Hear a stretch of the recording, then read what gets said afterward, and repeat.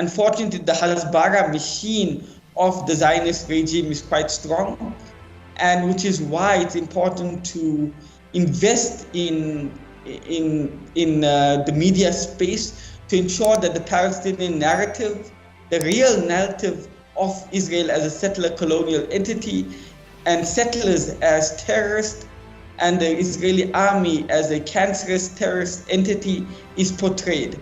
Solidarity with the Palestinian people is urgent nowadays as Israel with its extremist government and settlers are committing more massacres against the Palestinian people. Days ago, Israeli settlers committed a pogrom against the village of Hawara near Nablus. A new massacre in Jenin refugee camp just today, and more is coming as those who were known as terrorists by their own government are ministers running Israel. South Africa's support for the Palestinian people's struggle for justice and freedom never faltered. To talk more about that, I have with me Dr. Ahmed Haroon Jazbhay, Executive Member of Media Review Network. Most welcome to you, Mr. Ahmed. Shukran for having me, brother. Yeah, in light of the escalating Israeli aggression on the Palestinian people, as we are speaking now, 6 Palestinian families in Jenin refugee camp are bidding farewell to 6 of their sons killed by Israel. 17 others are badly injured and receiving medical treatment in Jenin hospital.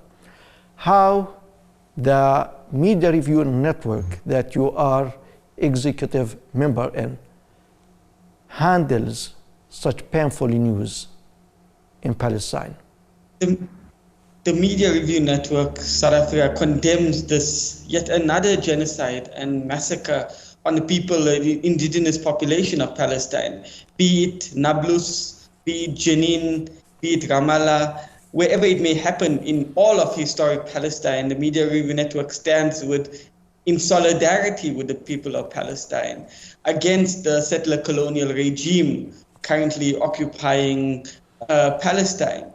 We have a number of initiatives currently underway in South Africa, be it from a legislative point of view, as well as a resolution which was passed a few hours ago by the South African Parliament, a majority resolution which was passed, which called for the South African government to effect the downgrade of the embassy in apartheid Israel. So this happened just a few hours ago, in fact about 2 hours ago to be exact. So the South African Media Review Network, in collaboration with our partners, solidarity organizations in the country, as well as our friends in Parliament, in the National Assembly, are working to ensure that the government not only speaks in solidarity with the Palestinian people, but also takes meaningful steps to assist the Palestinian people, to act in solidarity with the Palestinian people, to ensure that the last bastion of global settler colonial apartheid is vanquished once and for all. Yeah. You know, Mr. Ahmed, that the Israeli occupation army, I mean the soldiers in uniform used to commit crimes and suppress the people of Palestine, preventing any Palestinian protest against the Israeli apartheid regime. Now there is a new turn. The Israeli settlers militia, the terrorist settlers movement supported by the army and by the government. How important it is to focus on such kind of militia supported by an official elected government? This is exceptionally important. What we have currently occurring in Palestine, and what we've always had, to be honest, since 1948, is a state-sanctioned terrorism. What happened in Hawara last week, what happened which has been occurring since 1948, happened with the tacit approval of the Israeli government. So what happened in Hawara, let's take that as an example. The 90 cars that were burnt, the dozens of homes that were burnt with people inside, the fact that there were very few injuries and so on, in the larger scheme of things, is an absolute miracle. This happened with the approval of the Israeli army. The Israeli army, if a Palestinian has to conduct a resistance operation today, in a few hours, he or she may be captured. Yet the Israeli army has not captured a single settler who undertook the program last week. You know, they were all, if I stand to be corrected, but according to my understanding and my knowledge, they were all released because there was so-called no evidence against them. So this is state-sanctioned terrorism undertaken by militias.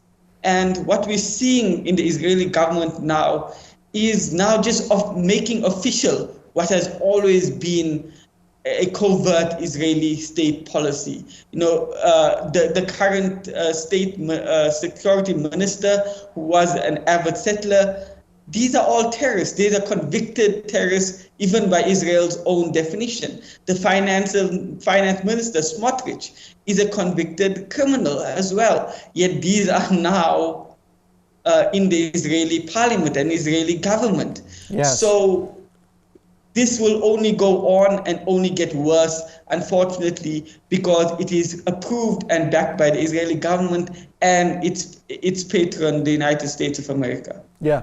And my final question to you, Mr. Ahmed, you know how the Western world, the Western governments in particular, perceive Israel, the image they have about Israel as a democratic state. They call it the only democracy in the Middle East. While if you come to the Palestinian territory, you are going to see what Israel is doing, building the apartheid wall, the military checkpoint, the electronic gates, humiliating Palestinians on the roads, setting fire to Palestinian houses. They are behaving like hooligans, really. So how the media is responsible for delivering and showing the world the real image of the Israeli settlers and Israel in general as a colonial occupation power?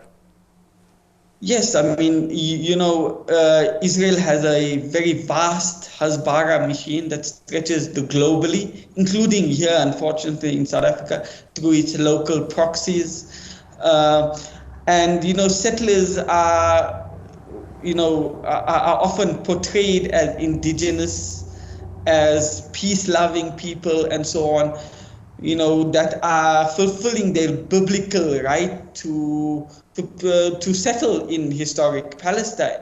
And this is something which is why the Media Review Network, for our part, attempts to fight within the media space, be it radio, TV, print media, to squash this myth of Israel as a democratic state. We know the number of laws that discriminate against Palestinians, even living in 48 Palestine, formerly known as Israel. The nation-state law, which portrays that Israel is only a home to the national home of the Jewish people, and so on, as well as so-called residents of Palestinian East Jerusalem, who, although holding permanent residency, are not citizens of Israel, although Israel annexed that part of Jerusalem in 1967.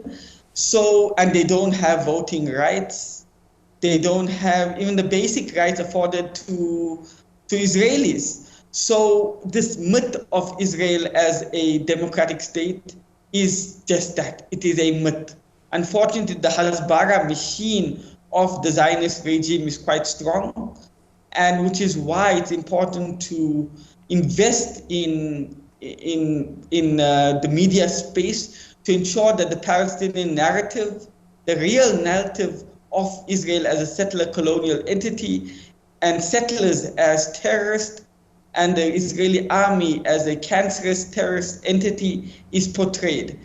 So it's important that we attack the media space globally, use many partnerships with sympathetic media houses around the world to ensure that Israel is maligned for the settler colonial entity that it is not a democratic space. That is one of the stated aims of the Media Review Network South Africa for the last 25, 26 years that we've been in existence. Media Review Network Executive Member Ahmed Jazbhay, it has been a great honor having you in our program. Thank you very much. Shukran for having me. Thank you. And ladies and gentlemen, thank you very much for watching. And from me, Osama Nazal. Have a nice time.